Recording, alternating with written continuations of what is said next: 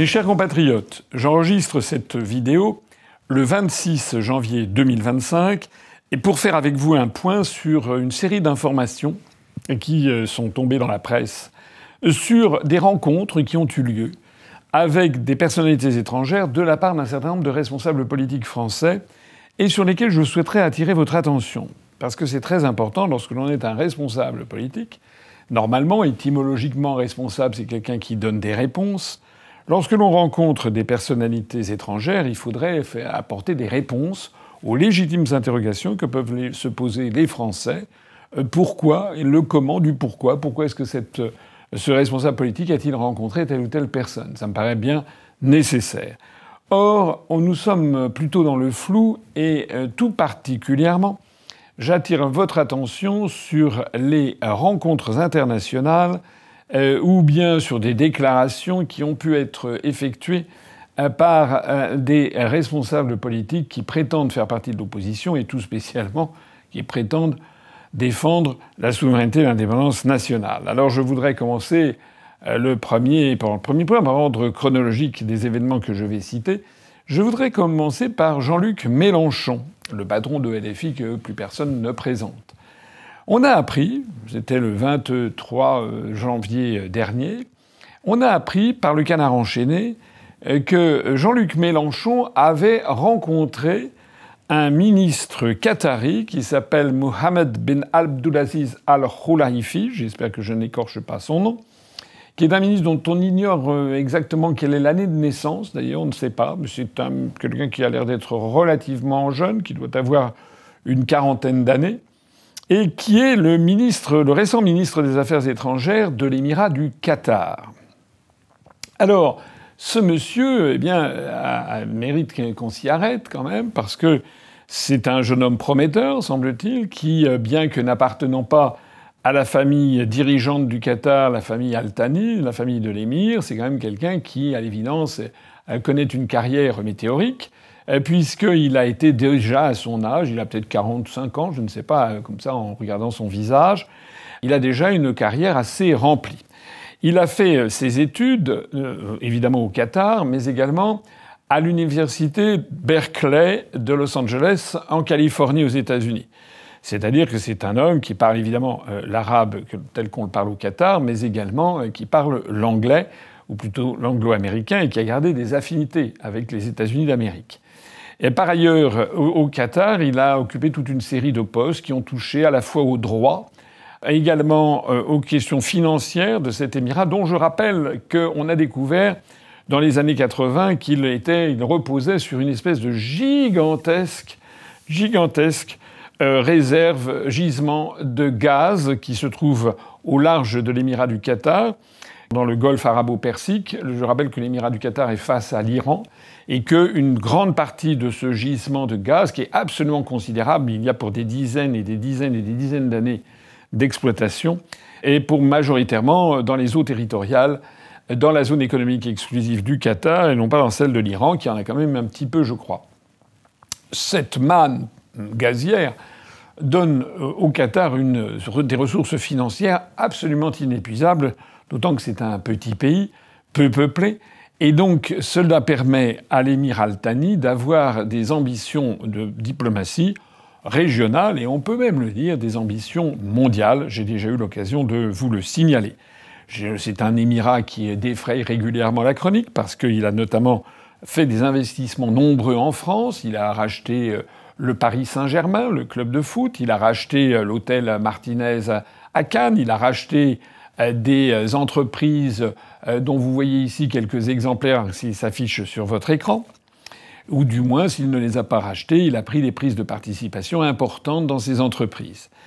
L'émirat du Qatar est également connu pour avoir, alors c'est un peu conjoncturel, mais c'est quand même à noter, l'émirat du Qatar est connu pour avoir, paraît-il, financé une partie des frais de divorce de Nicolas Sarkozy d'avec son épouse Cécilia, ce qui est quand même assez curieux quand on est un particulier, de se faire financer par un émirat, puisque, en général, il n'y a pas, comme disent les anglo-saxons, there is no free meal, c'est-à-dire un repas gratuit, ça n'existe pas.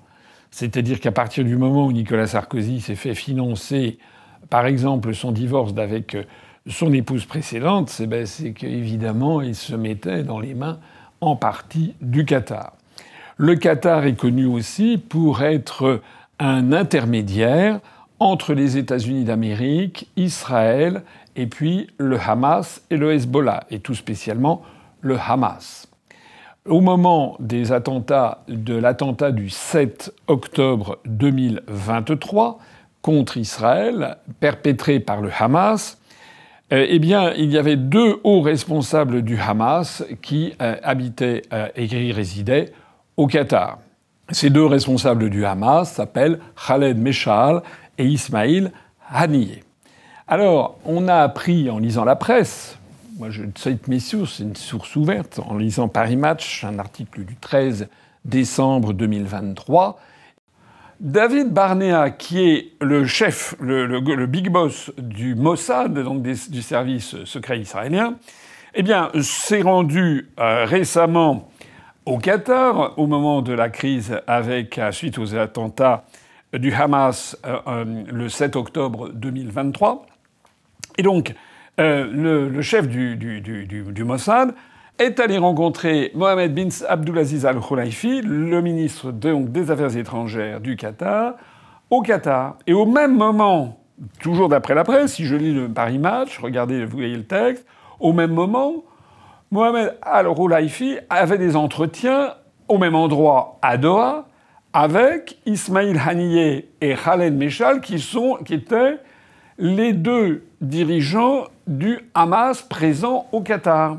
Il y a d'ailleurs eu, paraît-il, un accord qui avait été négocié avec le Mossad justement par le truchement de son directeur et qui aurait donné son accord pour que l'État d'Israël délivre une espèce de sauf-conduit à ces deux dirigeants du Hamas dont ils étaient convenus que, à partir du moment où ils étaient en résidence au Qatar, eh bien, le Mossad n'essaierait pas de les tuer à distance. Alors, je ne sais pas si les informations de Paris Match sont exactes. Elles semblent quand même émaner de Georges Malbruno, qui est quand même, comme vous le savez, un journaliste ayant en général des très bonnes sources d'informations dans les services de renseignement. C'est dire à quel point Mohamed bin Abdulaziz Al Khulaifi est un homme qui est puissant, puisqu'il il est maintenant ministre des Affaires étrangères, mais il est devenu un peu au centre des négociations entre Israël, les États-Unis et puis le Hamas. Je rappelle aussi que l'émirat du Qatar s'est fait connaître pour financer des mouvements islamistes, pour financer les frères musulmans, et également pour financer justement l'islamisme en Europe, et notamment le développement de mosquées qui tendent vers l'islamisme en France. Alors, lorsque l'on apprend que M. Mélenchon a rencontré ce personnage, qui est un des pivots de l'État du Qatar, et qui est un homme très puissant, semble-t-il, et qui est au courant des grandes affaires d'État du Moyen-Orient entre Israël, le Qatar, les États-Unis d'Amérique, et puis le Hamas, et qui par ailleurs a également eu à son mot à dire sur tout le système, les pompes à finances qui circulent à l'intérieur de l'émirat du Qatar, et donc ce monsieur qui doit avoir un œil sur certainement ce qui se passe dans un certain nombre de banlieues françaises et le financement des mouvements des frères musulmans, on est quand même un peu interloqué de savoir que Jean-Luc Mélenchon a rencontré ce monsieur. Il l'a rencontré, d'après les informations du Canard enchaîné, dans sa chambre d'hôtel, dans un hôtel qui est un grand hôtel de luxe, qu'ils appellent l'hôtel Peninsula, au 19 avenue Kléber à Paris, c'est-à-dire à quelques centaines de mètres de l'Arc de Triomphe, dans le 16e arrondissement. C'est un hôtel que je connais un petit peu, non pas pour y être allé, mais pour y être allé avant qu'il ne devienne un hôtel. C'est une histoire un petit peu triste que je me permets de vous livrer, puisque ce bâtiment absolument prestigieux, en fait, appartenait à l'État. Il y a encore quelques décennies, puisque ça s'appelait à l'époque le Centre de conférences internationales. Et c'est par exemple dans ce Centre de conférences internationales, qui était un outil très important de la diplomatie française, que s'étaient réunies les délégations américaines, nord-vietnamiennes, celles du gouvernement sud-vietnamien au moment de la fin de la guerre du Vietnam, vous savez que les négociations pour clôturer cette guerre, plus exactement d'ailleurs pour sceller le fait que les États-Unis s'en retiraient, eh bien ces négociations, tout le monde était convenu en définitive que ça serait à Paris que ça se tiendrait. Ben, c'était dans ce centre justement, et qui a été vendu. Comme on vend de plus en plus de bijoux de famille, c'était notre patrimoine collectif, il a été vendu prétendument il y a plusieurs années pour désendetter la France. Vous vous rendez compte? Et c'est intéressant de noter que cet hôtel a été racheté par qui? Je vous le donne en mille. Eh bien, par le Qatar, essentiellement. C'est-à-dire qu'il y a deux propriétaires essentiels. Il y a le Hong Kong Peninsula, parce que à l'origine de l'origine, c'est dans la colonie anglaise de Hong Kong qu'il y avait un hôtel qui s'appelait l'hôtel Peninsula. Et donc il y a un groupe derrière qui est d'ailleurs, ce sont des intérêts indiens qui sont derrière et qui possèdent à peu près, je crois, 20% de cet hôtel Peninsula Palace. Mais le reste, alors c'est peut-être pas tout à fait 80%, il y a peut-être quelques autres actionnaires, mais enfin l'essentiel est possédé par un fonds qui s'appelle Qatar Hospitality, Qatar avec un K cette fois-ci, et qui est un fonds possédé par l'Émirat du Qatar. De telle sorte que lorsque Mélenchon est allé voir M. Mohamed bin Abdulaziz Al-Khulaïdi, qui est donc le ministre des Affaires étrangères, l'espion en chef du Qatar, dans sa chambre d'hôtel. Alors j'imagine que c'était pas une chambre de bonne, hein. J'imagine que c'était plutôt une suite royale ou impériale avec toute une série de salons, de je ne sais pas quoi, des salles de bain en marbre avec des robinets à plaquer or, comme aiment beaucoup les populations locales du Golfe.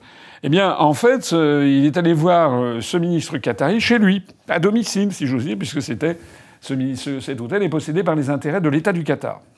On pourrait, c'est quand même une information à noter. Ce qui est d'autant plus à noter quand même, c'est que l'information sortie par le Canard enchaîné le 22 ou le 23 janvier, en fait, est une information ancienne. Parce que la rencontre entre Mélenchon, qui était avec une personne, une femme de son entourage, on peut, je ne sais pas, peut-être que Madame Chikirou a quelques informations sur le sujet, je ne sais pas.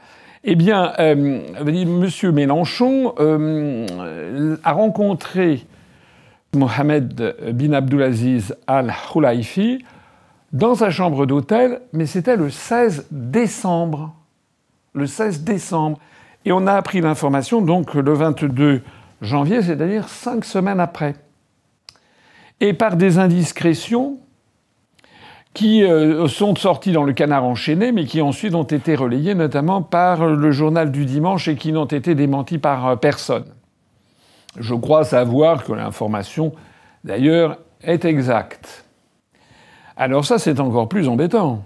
Parce que le fait que M. Mélenchon reçoive ce monsieur, d'accord, mais le fait que s'il n'y avait pas eu une fuite dont on peut imaginer qu'elle a été organisée par des gens qui voulaient nuire à M. Mélenchon, probablement. On imagine peut-être l'Élysée, les services du Premier ministre, le service du ministère des Affaires étrangères, le ministère de l'Intérieur, le ministère de la Défense. Enfin, il y a forcément eu des gens qui étaient informés. Probablement les services de renseignement français étaient informés, parce que quand il y a une personnalité du calibre de ce ministre qatari, évidemment, il est suivi à la trace, bien entendu. Donc c'était en fait une rencontre qui était secrète, qui était prévue pour ne pas être connue. D'ailleurs, M. Mélenchon n'en avait parlé à personne, et en particulier pas aux membres de son parti politique, du moins peut-être à l'exception d'une toute petite garde rapprochée, j'en sais rien. Mais surtout, c'est tombé dans la place publique. J'observe d'ailleurs qu'à part 1 ou 2 articles de presse, il y a eu une espèce d'étouffoir qui est tombé là-dessus. Alors moi, je pose ici une question à M. Mélenchon. Je pose ici une question à tous ceux qui lui font confiance. De quoi vous avez parlé avec ce ministre qatari à l'insu des Français? Compte tenu de la situation, compte tenu du rôle que joue LFI en France, compte tenu justement de la proximité que beaucoup de critiques reprochent à LFI, en particulier à M. Mélenchon, d'avec un certain nombre de mouvements islamistes, notamment dans certaines banlieues, on serait intéressé de savoir ce qui s'est passé. Pourquoi est-ce que Mélenchon est allé se rencontrer avec Mohamed bin Abdulaziz Al-Khulaifi? Voilà. Et d'autant plus, on est fondé à se poser la question qu'il n'a pas voulu que ça se sache.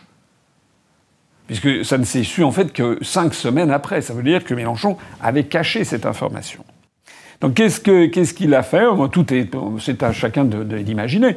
Hein. Voilà, moi je ne sais pas, je ne veux pas être accusé de quoi que ce soit. Mais enfin, tout naturellement, on pense à quoi? On pense face à quelqu'un qui finance les frères musulmans, qui est le maître espion d'un État qui est un des États les plus riches du monde, certainement le plus riche du monde par habitant, qui ne sait pas quoi faire de son argent. Ben, on imagine assez volontiers. Enfin, ça serait humain que M. Mélenchon, peut-être, essaye de négocier, je sais pas moi, le financement de sa campagne présidentielle, la prochaine campagne présidentielle. Peut-être pas, je ne sais pas. Mais enfin, voilà, est-ce qu'il aurait donné des choses en échange? Est-ce que l'émirat du Qatar lui a demandé d'intervenir pour tel ou tel dossier? Je ne sais pas. Mais ça, c'est quand même extraordinairement choquant et troublant pour les Français. Parce que moi, si il avait annoncé ça à l'avance en disant voilà, je suis allé négocier, bon, il n'y aurait pas de problème. Mais le problème, c'est qu'il a été pris, on a l'impression un petit peu, vous savez, avec le doigt dans le pot de confiture, alors qu'il ne l'avait pas prévu. Il était descendu à 2h du matin, tout le monde dormait dans la maison, et puis d'un seul coup, il y a des lumières générales et on le voit, le doigt dans le pot de confiture. Et je ne sais pas, mais encore une fois, ce sont des hypothèses. Hein, je n'accuse personne, mais je me pose des questions, et c'est bien normal que je me pose des questions. De quoi est-ce qu'il a parlé? Est-ce qu'il a été question de la situation dans les banlieues françaises? Est-ce qu'il a été question des prises de participation de plus en plus importantes de l'émirat du Qatar en France? Est-ce qu'il a été question de la politique des frères musulmans dans les banlieues? Je ne sais pas.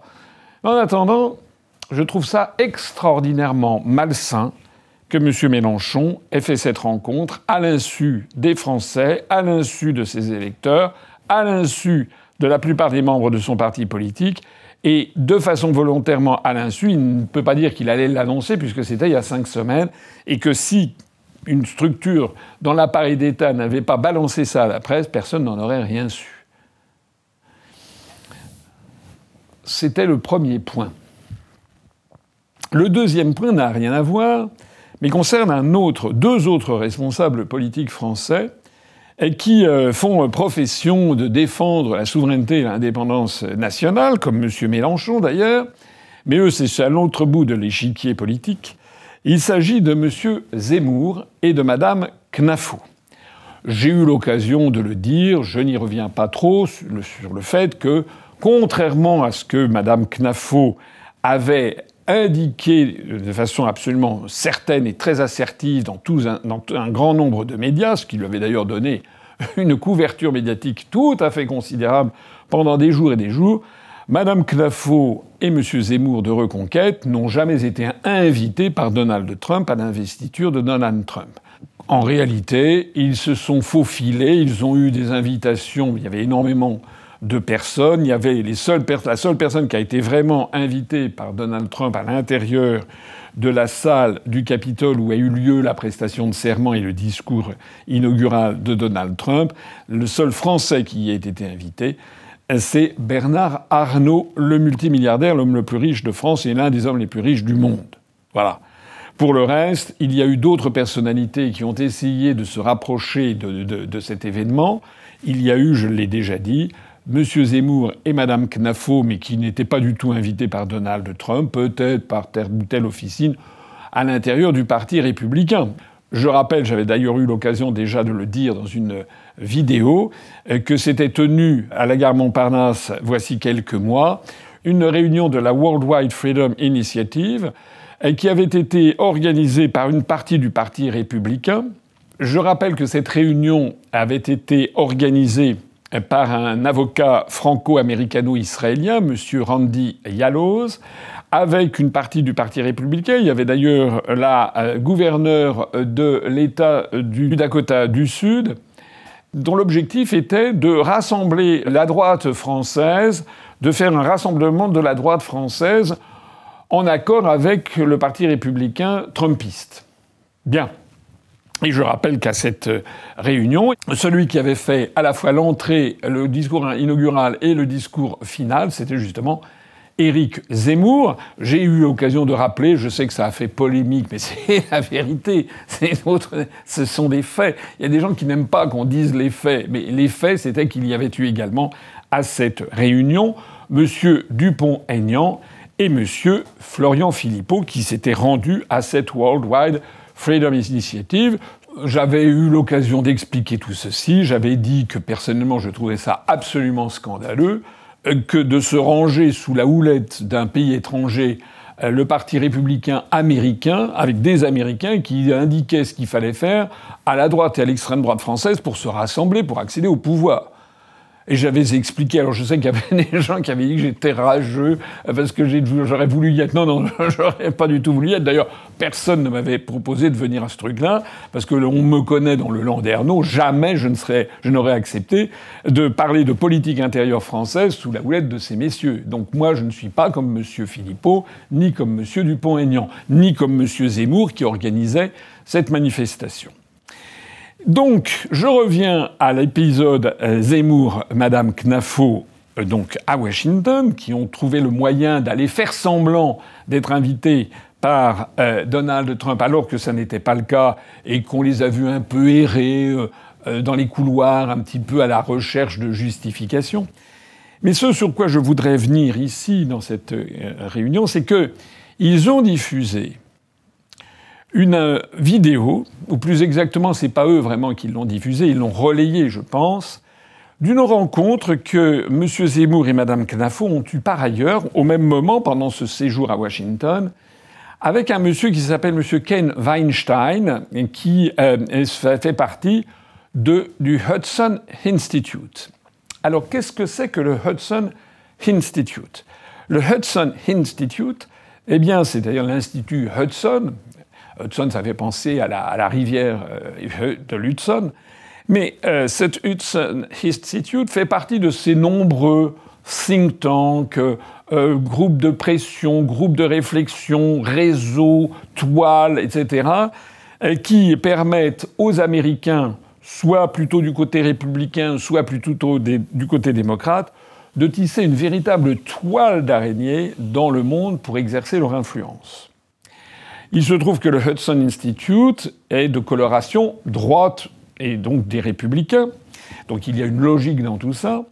Il a été créé, ce Hudson Institute, par un certain Herman Kahn en 1961, donc c'est pas quelque chose de récent. Herman Kahn, K-A-H-N. Ce monsieur Kahn avait eu son heure de gloire, d'ailleurs en France, dans les années 70-72. C'était quelqu'un qui avait travaillé pour la Rand Corporation, dont Rand, ça veut dire recherche et développement, la Rand Corporation faisant partie de l'État profond américain, et donc très proche des services de renseignement, notamment, inéluctablement, de la CIA, mais pas seulement.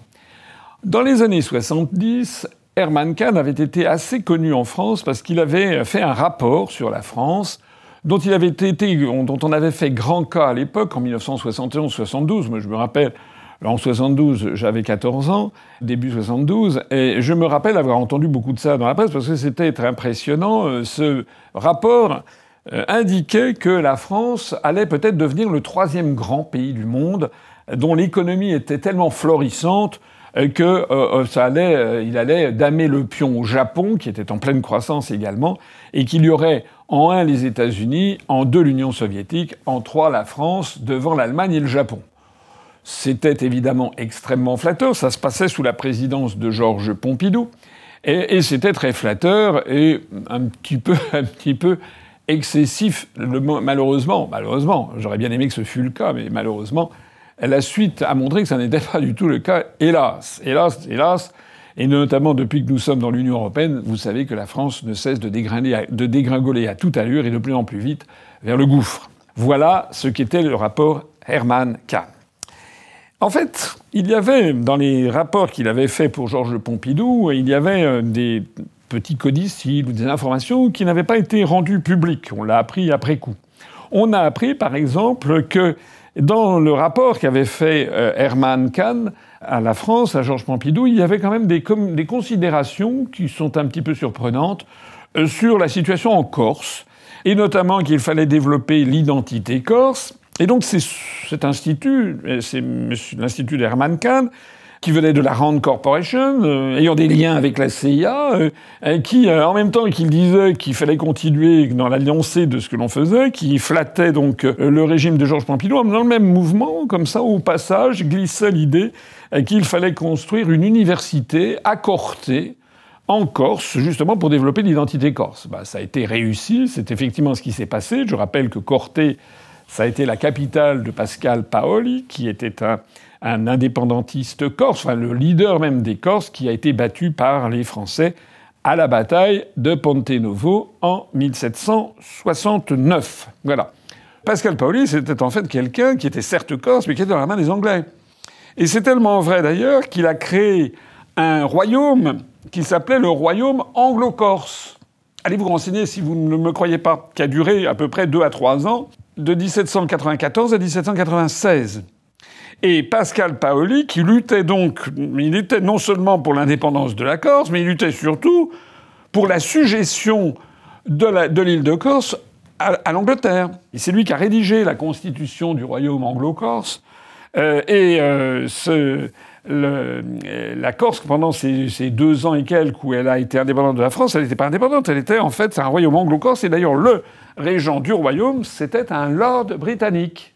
J'ai déjà eu l'occasion de l'expliquer. L'Angleterre étant une puissance maritime qui voulait entièrement verrouiller la France et qui avait en fait encerclé la France par toute une série non seulement la France, mais la Méditerranée, par toute une série de prises de possession. C'est pas pour rien que les Anglais ont conservé les îles anglo-normandes face à la Normandie, et que les Anglais ont mis la main sur Gibraltar à l'issue de la guerre de succession d'Espagne avec le traité d'Utrecht de 1713 pour surveiller les allées et venues des marines, et notamment de la marine de la flotte française, de la Royale, qui entrait ou sortait de la Méditerranée pour aller sur les côtes de l'Atlantique. Les Anglais qui ont mis la main sur Malte, sur l'île de Malte, les Anglais qui ont mis la main sur Chypre. Donc il y avait toutes ces cordons. Et ce qui manquait aux Anglais, c'était la Corse. Parce que la Corse, évidemment, vous avez la magnifique rade d'Ajaccio. Et si vous avez la Corse, vous pouvez surveiller de près les entrées et les sorties de la marine française du port de Toulon, qui était déjà l'un des très grands ports du temps de Louis XV. Voilà. C'est-à-dire que si la France est intervenue en Corse, c'est parce que sinon les Anglais allaient mettre la main dessus, ce qui était le projet de Pascal Paoli, qui d'ailleurs a terminé sa vie en Angleterre. Il était membre de la franc-maçonnerie écossaise, il était membre de la franc-maçonnerie anglaise, et il a terminé sa vie en Angleterre. C'était un adversaire résolu de la France, que ce soit la France de Louis XV ou la France de la République française après la Révolution. Il servait les intérêts anglo-saxons. Alors voilà ce que disait ce rapport Herman Kahn. C'est un peu curieux qu'il se soit mêlé de l'unité nationale française au passage. Mais Herman Kahn a donc créé, par ailleurs, le Hudson Institute, où se sont rendus M. Zemmour et Mme Knafo. Or, ce Hudson Institute, allez vérifier, allez regarder mes dires, allez les vérifier, allez-vous sur Wikipédia. Wikipédia en anglais, parce que la version française est extraordinairement verrouillée de Wikipédia français. Donc lorsque vous voulez avoir des informations sérieuses, un peu plus sérieuses, disons, il faut aller, et surtout plus détaillées, il faut aller sur la version américaine. Parce que, par exemple, sur la notice Wikipédia en français, vous pourrez le constater, du Hudson Institute, il n'y a pas un mot sur les sources de financement. C'est bizarre. En revanche, si vous allez sur la source américaine, et vous voyez justement que le Hudson Institute a reçu de l'argent d'un certain nombre de riches donateurs, parmi lesquels, je vous le donne en mille, la Bill and Melinda Gates Foundation. Voilà, c'est-à-dire que M. Zemmour et Mme Knafo ont été reçus en grande pompe par M. Weinstein, qui est l'un des dirigeants de ce Hudson Institute, par un institut qui est financé par Bill et Melinda Gates. Pas que ces 2 personnes, mais également d'autres financeurs. La Silicon Valley Foundation, qui a été en partie lancée et fondée par Mark Zuckerberg, le créateur de Facebook, et puis également la Sarah Scaif Foundation, qui est une fondation d'une famille de milliardaires proche du Parti républicain qui finance des mouvements très à droite aux États-Unis. On découvre également que parmi les donateurs, il y a des donateurs de ExxonMobil depuis 1998, c'est-à-dire les groupes pétroliers américains, les fondations de la famille Koch, et puis également on a découvert des fonds en provenance de Monsanto, le producteur du Roundup, vous savez, de Monsanto, qui a des effets terribles sur l'environnement. Et puis également, on apprend que parmi les financiers, il y a le gouvernement taïwanais, donc de la Chine de Taïwan, et puisque ce Hudson Institute a une politique résolument anti-chinoise. Alors on voit d'ailleurs que M. Weinstein, si on regarde sa page Twitter, son compte Twitter, il avait reçu une représentante du mouvement ouïghour qui se situe donc dans le Xinjiang en Chine. J'ai déjà eu l'occasion de dire à de nombreuses reprises que ce mouvement est soutenu par la CIA pour essayer d'introduire des divisions à l'intérieur de l'ensemble chinois. Et il a d'ailleurs un grand défenseur en France, qui est M. Raphaël Glucksmann. Vous l'avez souvent entendu monter au créneau pour défendre le mouvement des Ouïghours, y compris avec une désinformation totale sur le fait que dans le Xinjiang, eh bien, il y aurait un génocide contre les Ouïghours qui serait des camps de concentration épouvantables, ce qui, en fait, est faux. J'ai déjà eu l'occasion de le dire. Je ne dis pas que la situation des Ouïghours, c'est un état de grande liberté. Je n'ai pas dit ça. Laissez-moi la nuance. Mais ce qui est dit sur le génocide des Ouïghours qui serait perpétré par le régime de Pékin est faux. Il s'agit de politique déterminée de déstabilisation de la Chine. C'est donc de la propagande. Alors ce qui est intéressant dans cette information, si vous voulez, c'est de voir que cet institut Hudson fait en permanence la propagande des États-Unis d'Amérique, de l'État profond américain, de l'influence des États-Unis, bien entendu dans le monde et bien entendu en Europe. D'ailleurs, en 2023, le Hudson Institute a reçu Mme von der Leyen, qui est venue faire un discours pour expliquer à quel point il fallait absolument soutenir l'Ukraine contre la Russie, en trouvant notamment tous les charmes au régime de Zelensky en Ukraine, en agonisant de sarcasme et de critique, bien entendu, le régime russe. En particulier, j'ai vu dans son discours, regardez ce passage assez étonnant, qui remonte au 19 octobre 2023. Elle s'était rendue à Washington au Hudson Institute. Elle avait parlé du soutien total de l'Union européenne donc à Israël contre le Hamas. Et elle avait parlé du soutien total de l'Union européenne à l'Ukraine.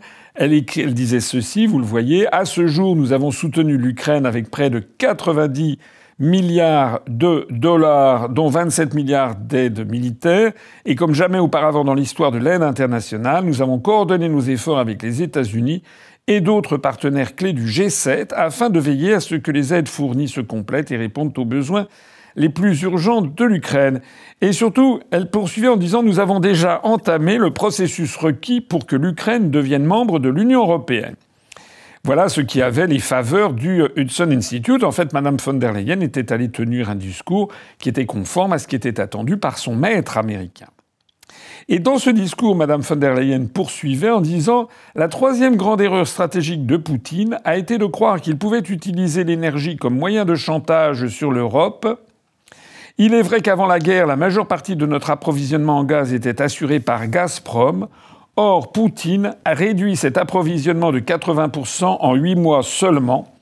Nous avons alors été confrontés à une grave crise de l'énergie, mais grâce à nos amis aux États-Unis et en Norvège, par exemple, nous avons pu diversifier nos sources d'approvisionnement et surmonter notre dépendance à l'égard du gaz russe en un temps record. » Alors là, c'est vraiment à mettre en lettres de feu dans votre salon.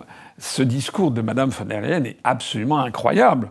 On note comme par hasard que Mme von der Leyen remercie les États-Unis et la Norvège. Je rappelle, je renvoie à une vidéo que j'avais faite en son temps, que selon le journaliste d'investigation américain Seymour Hersh, qui est très connu pour avoir des sources d'informations dans tous les services de renseignement américains, notamment à la CIA, eh bien, je rappelle que la destruction de Nord Stream a été décidée par les États-Unis d'Amérique et conduite par les États-Unis d'Amérique, plus l'aéronavale norvégienne. Et il est possible que la Pologne y ait également joué un petit rôle.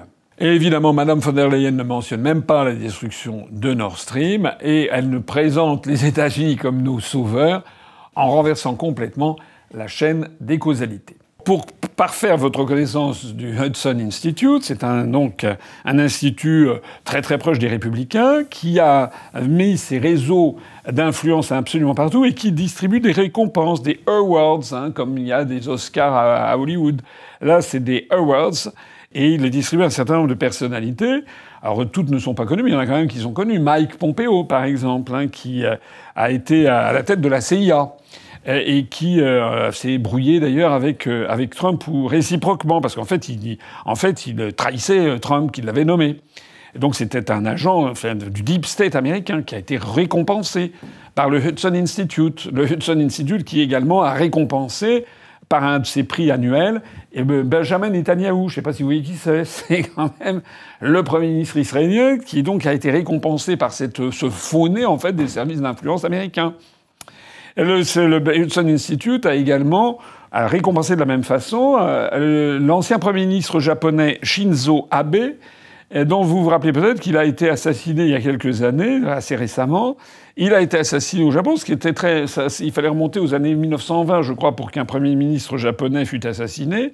Donc c'est très rare les assassinats politiques au Japon, du moins du Premier ministre. Eh bien, il a été assassiné, ce Shinzo Abe, par quelqu'un qui lui reprochait, tenez-vous bien, à ce Shinzo Abe d'être en lien avec l'église de l'unification du révérend père Sun Myung Moon, dont j'ai déjà parlé dans d'autres circonstances, c'est-à-dire de la secte Moon.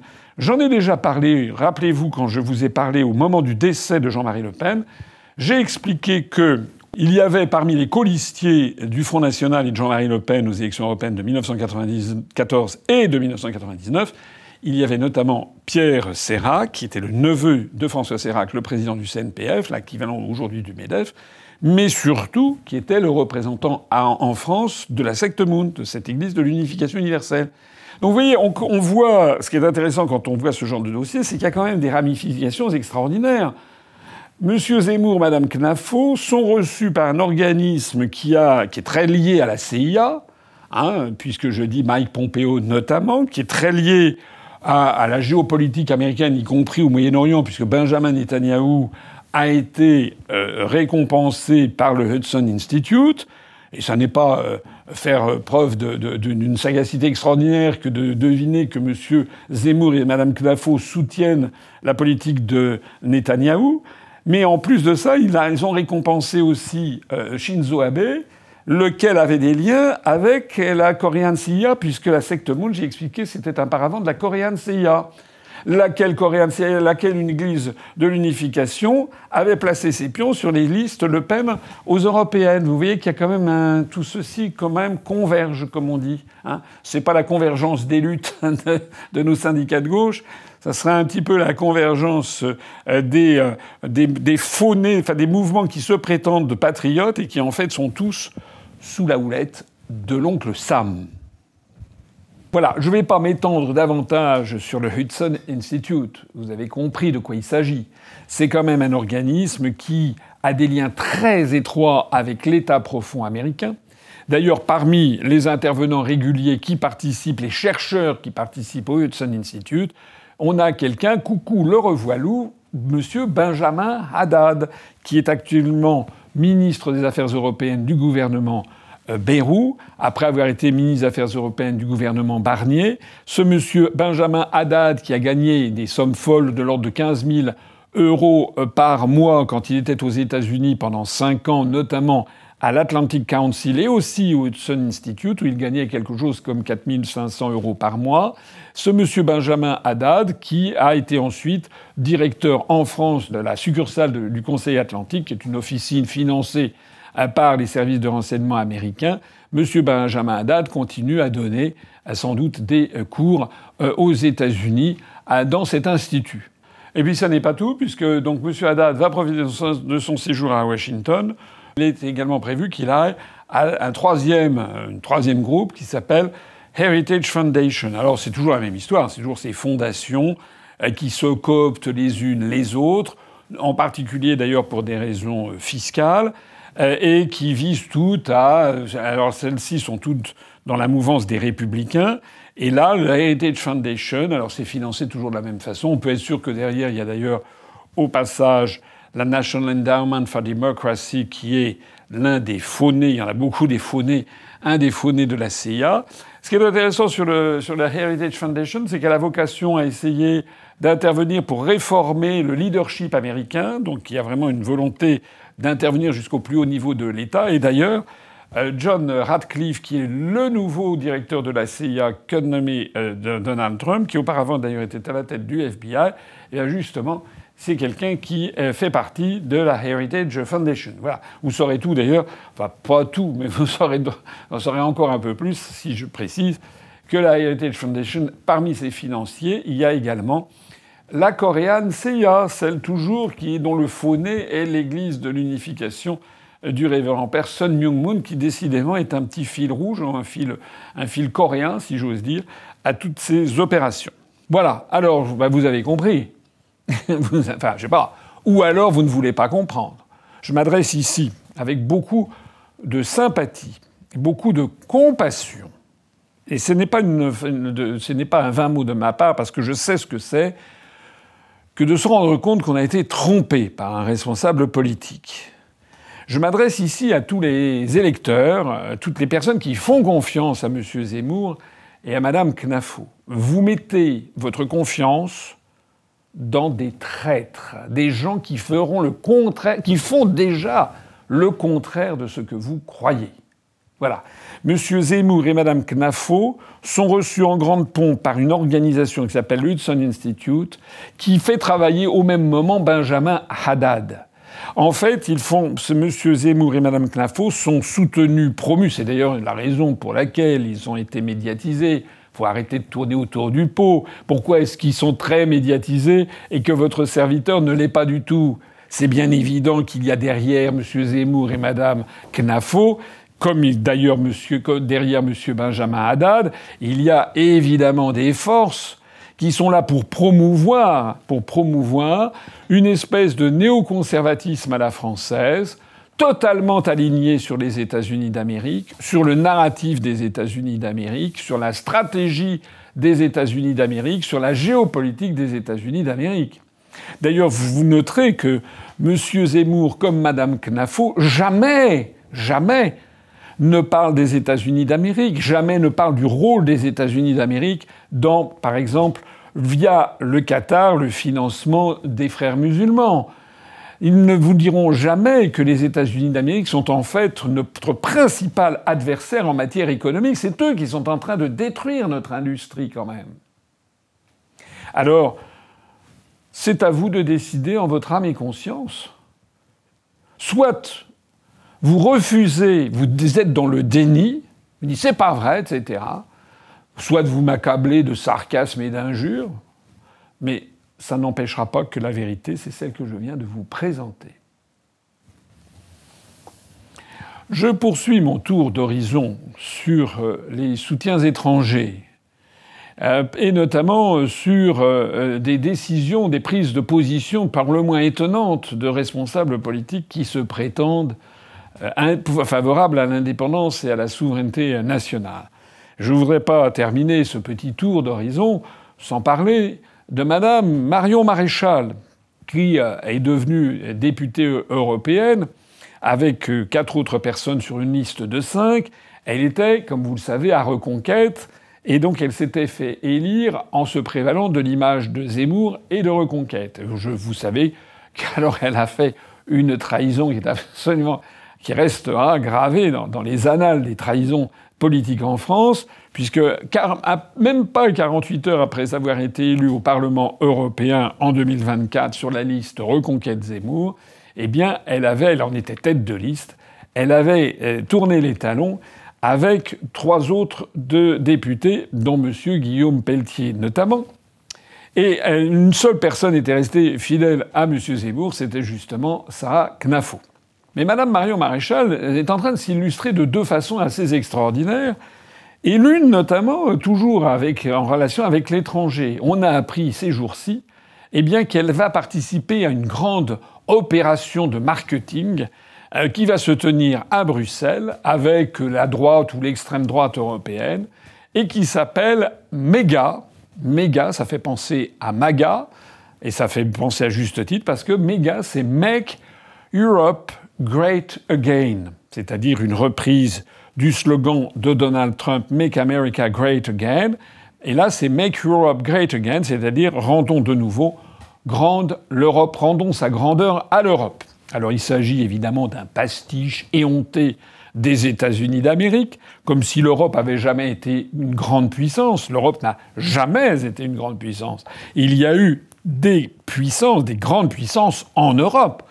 Le Royaume-Uni, la France, l'Espagne, même jadis au XVe siècle le Portugal, les Pays-Bas. On peut parler aussi de la Pologne, on peut parler de l'Empire austro-hongrois mais qui a disparu, on peut parler de l'Empire prussien.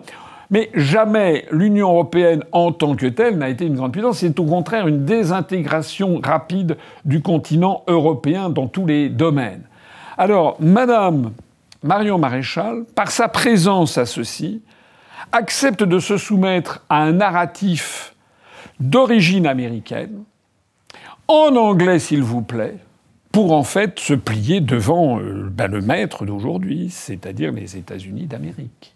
Alors vous voyez dans la présentation qui est faite de ce colloque auquel va participer Madame Marion Maréchal, eh bien, Make Europe Great Again, c'est un sommet européen le 28 et le 29 janvier 2025, c'est-à-dire dans quelques jours, et il est précisé que cet événement organisé au Parlement européen promet d'être un lieu de réseautage intense et de débat profond sur des sujets cruciaux pour le continent. Et donc, la première séance plénière offrira un aperçu des thèmes à aborder. Et qu'est-ce que l'on voit parmi les thèmes à aborder ? De Washington à Bruxelles, ce panel analysera les relations entre l'Union européenne et les États-Unis sous l'administration Trump, explorant les défis et les opportunités que cette nouvelle dynamique pourrait apporter à l'Europe. Voilà. Eh bien, parmi cette table ronde, il y aura le deuxième jour, le 29 janvier, donc une table ronde avec, comme vous le voyez, Madame Marion Maréchal, mais également Monsieur Simion, qui est arrivé en 6e position en Roumanie à l'élection présidentielle avec 13%, et qui en ce moment est en train d'essayer de tailler les croupières à celui qui est arrivé en premier, M. Georgescu, puisque M. Georgescu, comme moi-même, veut se faire sortir la Roumanie de l'Union européenne et de l'OTAN, alors que M. Simion, lui, ne veut pas le faire sortir de l'OTAN. C'est la raison pour laquelle il est d'ailleurs promu médiatiquement par les États-Unis. Vous voyez que ce jour-là, dans la deuxième table ronde, c'est quand même assez extraordinaire, puisque, à part le modérateur qui est un journaliste polonais, eh bien, vous voyez qu'il y a 8 participants. Et les 8 participants, parmi ces 8 participants, vous avez la surprise de découvrir qu'il y a 3 Américains, ainsi qu'un membre du Likoud venu d'Israël. C'est-à-dire que les participants venant de l'Union européenne, pour parler de la perspective Make Europe Great Again, eh bien, ne représentent que 50% par rapport aux participants. Il y a 3 participants venus des États-Unis et un participant venu d'Israël. Alors moi, ce que j'aimerais, c'est que Madame Marion Maréchal, elle explique aux gens qui lui font aveuglément confiance quel est son projet. En quoi est-ce que c'est la souveraineté et l'indépendance nationale qu'elle va défendre, puisqu'elle va dans un colloque qui est ouvertement un colloque de soumission, de vassalisation à la puissance américaine qui a déjà entièrement soumis le continent européen. Alors malheureusement d'ailleurs, ce n'est pas une incartade de la part de Madame Maréchal, puisque vous l'avez peut-être vu, mais j'insiste là-dessus, elle est passée à la radio récemment, et elle a expliqué comme ça, bille en tête, qu'elle envisageait de faire une alliance avec Édouard Philippe et avec les macronistes de centre droit. La droite a plutôt en ce moment le vent en poupe, en tout cas le Rassemblement national, qui aurait pu avoir le pouvoir en juillet dernier. On voit dans tous les sondages, c'est quand même là que ça se passe. Pourquoi vous n'arrivez pas à vous mettre ensemble pour 2027 ? Une partie arrive à se mettre ensemble, puisque précisément, c'est ce que je suis en train de vous dire. Moi, je suis dans le cadre de la coalition avec Éric Ciotti, le Rassemblement national.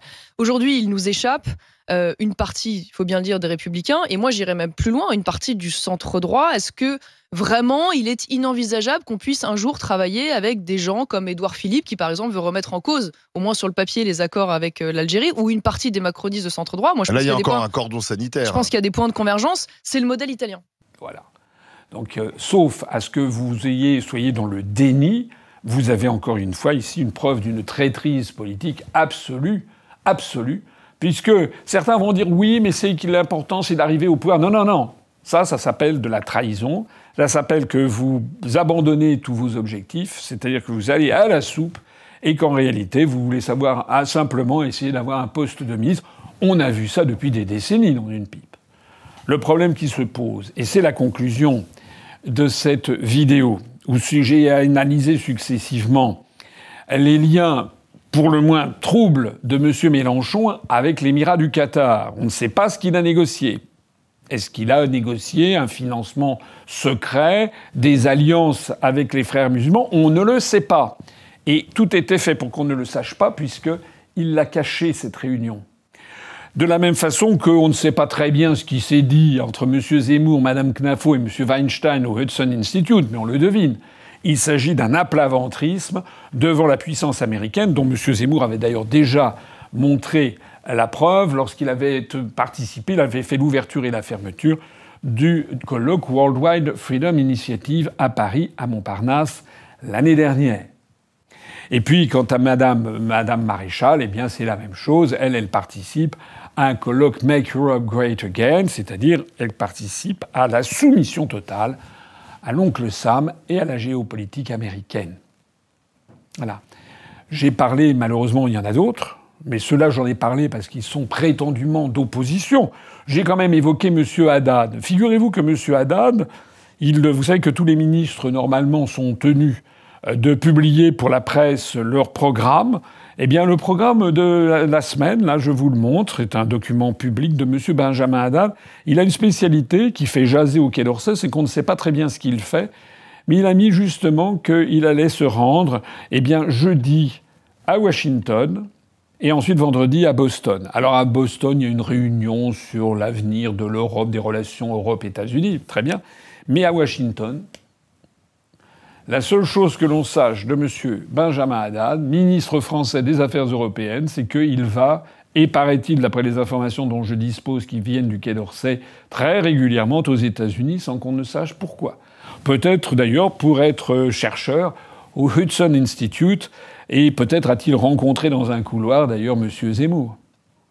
Il me vient en fait en mémoire une phrase qui avait été écrite par un écrivain qui s'appelait François Mauriac, qui était un écrivain gaulliste proche du général de Gaulle, et qui écrivait régulièrement dans les années d'après Seconde Guerre mondiale, dans les années 60 notamment, une chronique qui, dans le Figaro qui s'appelait le bloc-notes. Le bloc-notes de François Mauriac, c'était quelque chose, c'était presque une institution. Et il avait un jour écrit cette phrase, écoutez-la parce qu'elle est assez, elle est pas d'une compréhension immédiate, mais elle est très très pertinente.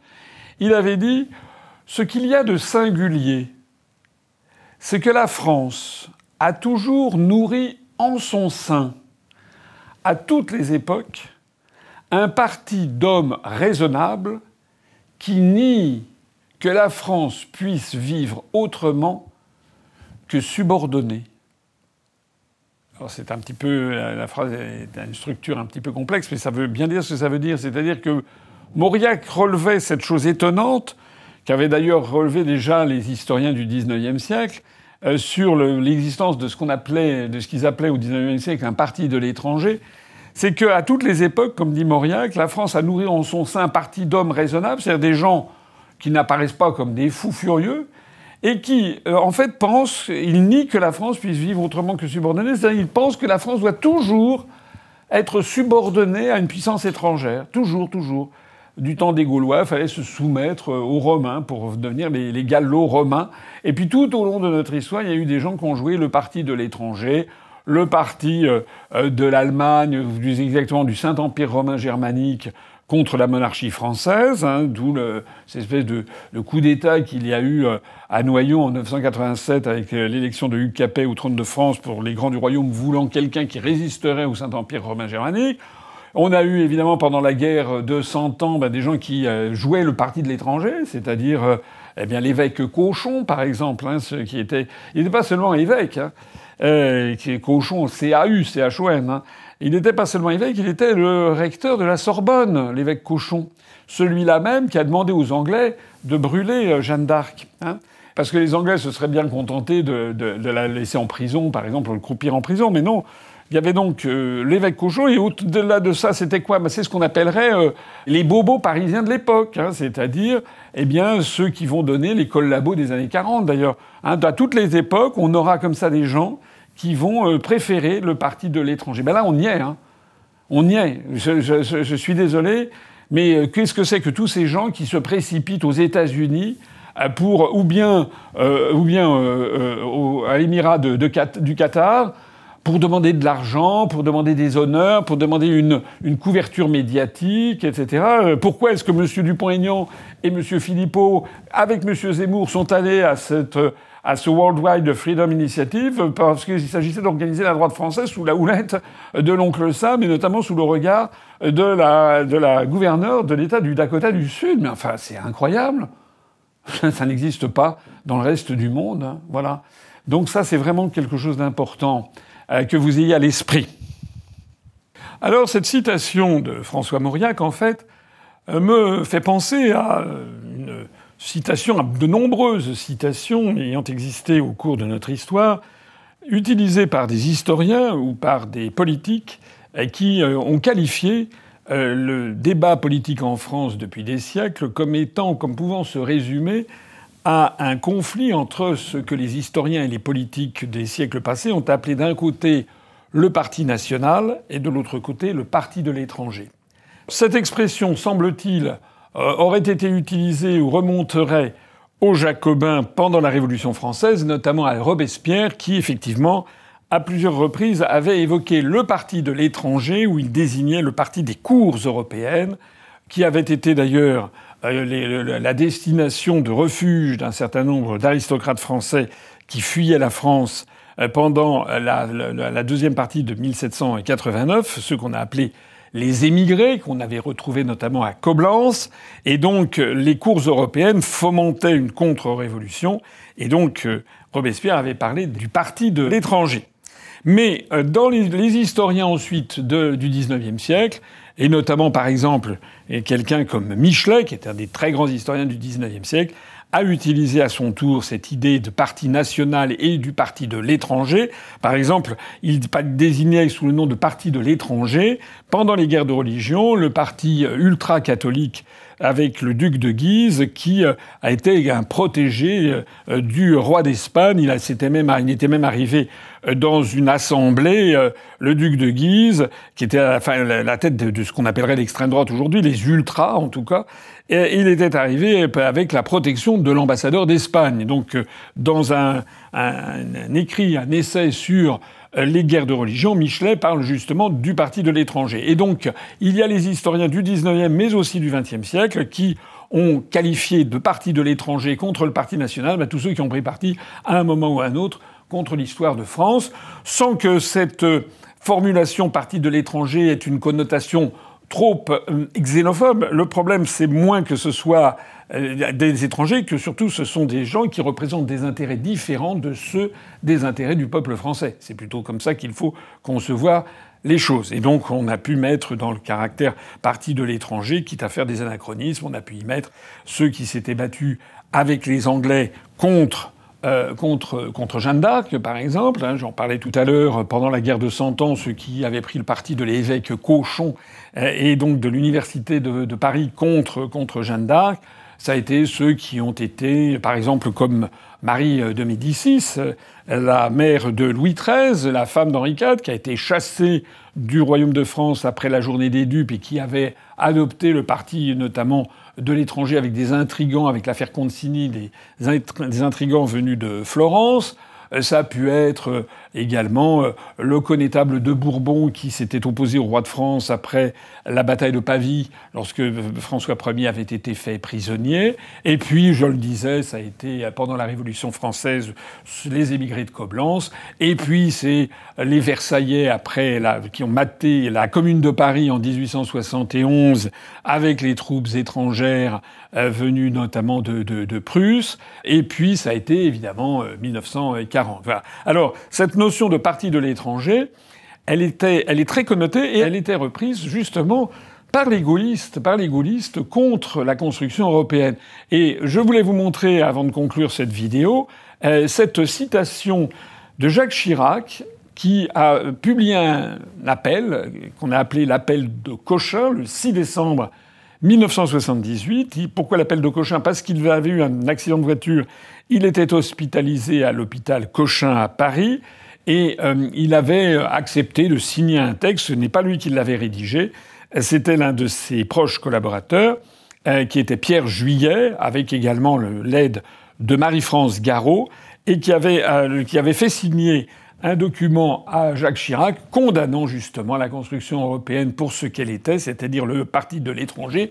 Voici la citation exacte de ce texte. « Comme toujours, quand il s'agit de l'abaissement de la France, le parti de l'étranger est à l'œuvre avec sa voix paisible et rassurante. Français, ne l'écoutez pas, c'est l'engourdissement qui précède la paix de la mort. » Et ce texte avait été donc publié le 6 décembre 1978, c'est-à-dire quelques mois avant les premières élections européennes qui ont eu lieu donc en juin 1979 et pour lesquelles le parti gaulliste, le RPR de Jacques Chirac, avait fait vigoureusement campagne contre l'Europe fédérale. J'aurai l'occasion d'ailleurs d'y revenir parce que le parcours de Jacques Chirac est vraiment très important à ce que tout le monde l'ait bien à l'esprit pour voir à quel point tous ceux qui finalement, par prétendu sens des réalités, par réalisme, etc., commencent à aller dans cette direction, commencent à dire « bah oui, moi je suis pour l'Europe et pour une autre Europe », comment tout ceci, et Jacques Chirac en est la quintessence, comment tout ceci aboutit en fait à la destruction de notre pays. Je terminerai par une citation de Charles de Gaulle, que j'avais d'ailleurs mentionné dans ma vidéo sur les objets et les lettres qui ont été vendus aux enchères le 16 décembre dernier à Arcurial. Et chose curieuse, c'était le jour même d'ailleurs où M. Mélenchon rencontrait le ministre qatari Mohamed bin Abdulaziz Al-Khulaifi, ministre des Affaires étrangères. Eh bien, il y avait cette citation notée par de Gaulle dans son carnet, et cette citation de Machiavel que je vous remontre. « Celui qui compte sur un appui étranger trouvera un maître dans son défenseur. » Voilà. Moi, je ne cherche pas d'appui à l'étranger.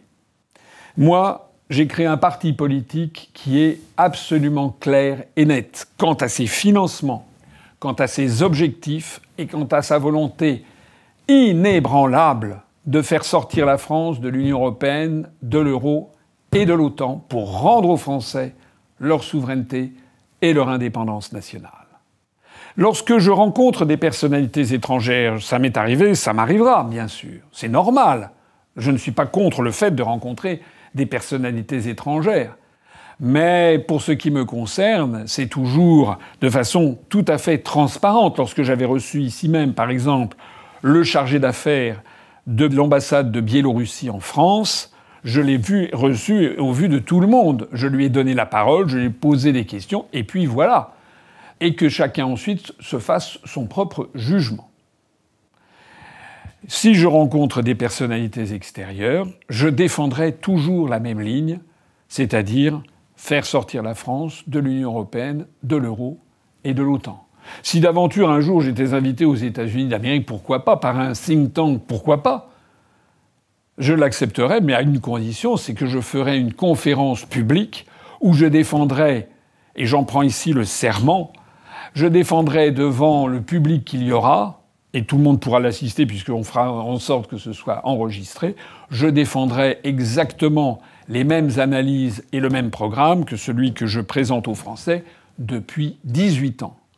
Je ne suis pas un de ces politicards qui jouent les caméléons et qui, en fonction des auditoires, tient un discours puis un autre. Je tiens toujours le même discours, où que je sois invité dans des radios et télévisions web, notamment classées à droite, que ce soit dans des radios ou télévisions web classées à gauche, que ce soit récemment sur Israël 24 News ou que ce soit bientôt sur Algérie 24 News où j'ai été invité, je tiens le même discours sur tous les sujets. Et je n'en changerai pas. C'est justement parce que les Français peuvent avoir enfin un responsable politique qui, depuis 18 ans, a montré sa fiabilité, sa droiture et son courage en tenant toujours les mêmes analyses et toujours inébranlablement pour défendre les intérêts de la souveraineté et de l'indépendance nationale et du peuple français. C'est pour cette raison, eh bien, vous le savez, que je suis interdit d'antenne de facto sur l'ensemble des médias du pays. Il faut donc que vous compreniez ici, et je m'adresse tout spécialement, et je le redis encore une fois, avec beaucoup de sympathie et de compassion pour ceux qui sont allés voter pour le Rassemblement national, pour Reconquête, pour Madame Marion Maréchal, pour LFI, faites attention, les personnes à qui vous accordez vos suffrages vous trahiront puisqu'ils vous trahissent déjà. Et vous ne pourrez pas dire que vous n'étiez pas prévenu. Vive l'UPR, vive la République, vive le programme de l'UPR qui s'inspire du programme du Conseil national de la résistance de 1944 et qui a vocation à rassembler conjoncturellement des Français patriotes de droite, d'extrême gauche, d'extrême gauche et aussi du centre qui veulent libérer la France de toute suggestion à l'étranger. Et puis vive la France.